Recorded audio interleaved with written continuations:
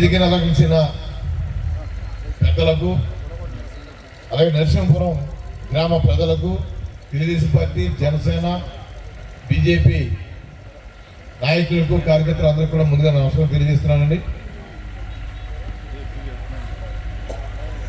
మీ అందరికీ తెలుసు మే 13వ తారీఖున మన పార్లమెంట్ సార్వత్రిక ఎన్నికలు అలాగే మన ఆంధ్రప్రదేశ్ అసెంబ్లీ ఎన్నికలు కూడా జరుగుతున్నాయి.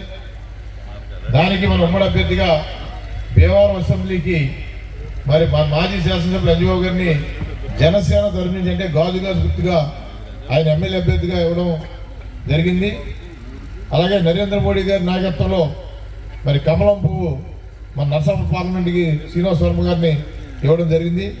వాళ్ళిద్దరినీ కూడా మన అందరం కూడా అత్యధిక మెజార్టీ గెలిచి రాబోయే రోజుల్లో మన ఆంధ్రప్రదేశ్ భవిష్యత్తుకి పునాది వివాదం చేయాలని చెప్పి సందర్భంగా మీ అందరినీ మనం చేసుకుంటాం. అలాగే అంజబాబు గారి అభ్యర్థి దృష్టిలో మన చంద్రబాబు నాయుడు గారు పవన్ కళ్యాణ్ గారు కూడా భీమవరం నియోజకవర్గానికి ఒక నీతివంతమైన వ్యక్తిని ఒక అభివృద్ధి ప్రదాత మరి 2014 నుంచి 19 వరకు ఆయన చేసిన పనులు గుర్తించి ఆయన అభ్యర్థిగా పంపించారు.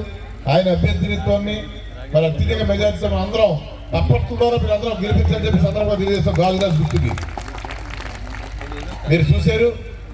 ఒకటి ఆలోచన చేయండి అందరూ కూడా 2019 ముందర 2019 తర్వాత ఒక కరెంటు బిల్లు కానీ అలాగే నిత్యావసర వస్తువులు ఒక నూనె కానీ లేదా కందిపప్పు కానీ అలాగే ఏదైనా సరే మన ఇంటికి సంబంధించిన వస్తువుల్లో ఎంత రేటు పెరిగింది, ఎంత దుర్మార్గంగా దోచుకుంటుంది ఈ ప్రభుత్వం అనేది మీరు ఒకసారి ఆలోచన చేయాలి. ఆ ఆలోచన చేసినప్పుడే మన ఈ వైసీపీ ప్రభుత్వం జగన్మోహన్ రెడ్డి పరిపాలనకి అంతమంది చంద్రబాబు నాయుడు గారు ముఖ్యమంత్రిగా ఆయన పరిపాలనకి తేడా తెలుస్తుంది. ఇంత దుర్మార్గంగా రాష్ట్రాన్ని దోసుకున్న ప్రభుత్వం అయితే ఇంతమంది ఇప్పుడు లేదు. ఎందుకంటే అన్ని విషయాల్లో కూడా ఒక కరెంటు బిల్లుల విషయమే కాదు, ప్రతి మనిషిని కూడా మరి ఒక ఆయిల్ పెట్రోల్ కానీ డీజిల్ కానీ అన్నీ కూడా మరి భారతదేశంలో ఎక్కడ లేని విధంగా పన్ను వేసి దోసుకున్న ఘనత జగన్మోహన్ రెడ్డి గారికి. అలాగే సంక్షేమ పథకాలు ఆయన ఏదో నేను ఆ నవరత్నాలు ఇస్తారన్నాడు. నవరత్నాలు అంటే ఏంటి? అంత ముందర మన ఇచ్చిన పథకాలనే నవరత్నాల కింద మార్చాడు ఆయన. మనం 200 రూపాయల పెన్షన్ 2000 రూపాయలు తీసుకెళ్ళాం. ఆయన 3000 రూపాయలు చేయడానికి 5 సంవత్సరాలు టైం పట్టింది. ఇవన్నీ కూడా ఆలోచన చేయాలి. అదే మన చంద్రబాబు నాయుడు గారు పవన్ కళ్యాణ్ గారు మనం ప్రకటించారు 4000 రూపాయల పెన్షన్ మరి ప్రతి వ్యక్తికి మనం ఏప్రిల్ నుంచే ఇస్తామని చెప్పాం. అలాగే 50 సంవత్సరాలకే బీసీలకి మరి పెన్షన్ ఇస్తే పథకాన్ని కూడా మనం ప్రవేశపెట్టాం. అలాగే మరి చదువుకునే విద్యార్థులు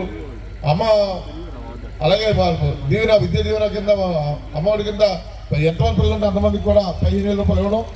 అలాగే 18 సంవత్సరాలు నిన్న పిల్లలకి 1500 రూపాయలు కనుక ఇవ్వడం. అలాగే బీసీ రక్షణ చట్టం కానీ గ్యాస్ సిలిండర్లు సంవత్సరానికి 3 ఫ్రీ సిలిండర్లు కానీ అలాగే వ్యవసాయ రైతుకి ఊరికే పెట్టుబడి కింద సంవత్సరానికి 20,000 రూపాయలు ప్రతి రైతుకు ఇచ్చే పథకం కానీ మహిళలకి ఏ జిల్లాలో సరే ఆర్టీసీ బస్సు ఉచిత ప్రయాణం కానీ అన్ని కార్యక్రమాలు కూడా మరి త్రాగునీరు విషయంలో కానీ సాగునీరు విషయంలో కానీ గ్రామాల అభివృద్ధి విషయంలో కానీ అన్ని కూడా మరి చంద్రబాబు నాయుడు గారు ముఖ్యమంత్రిగా పవన్ కళ్యాణ్ గారు అలాగే ఆయన డైరెక్షన్లోనూ నరేంద్ర మోడీ గారు కూడా కేంద్రం నుంచి ఇచ్చే నిధులతో అందరికీ కూడా మన ఆంధ్రప్రదేశ్ని సస్యశ్యామలుగా తయారు చేసే అవకాశాన్ని ఇప్పుడు మనకు వచ్చింది.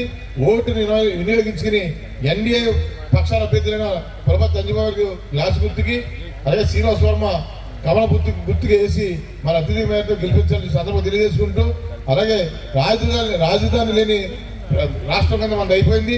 అమరావతి నిర్మాణం జరగాలన్నా అలాగే పోలవరం ప్రాజెక్టు పూర్తవ్వాలన్నా ఇవన్నీ కూడా ఎన్డీఏ ప్రభుత్వం రావాలని సందర్భం తెలియజేసుకుంటూ నాకు ఇచ్చిన అవకాశం అందరికి కూడా ధన్యవాదాలు. జై హింద్, జై తెలుగుదేశం, జై జనసేన, జై బీజేపీ.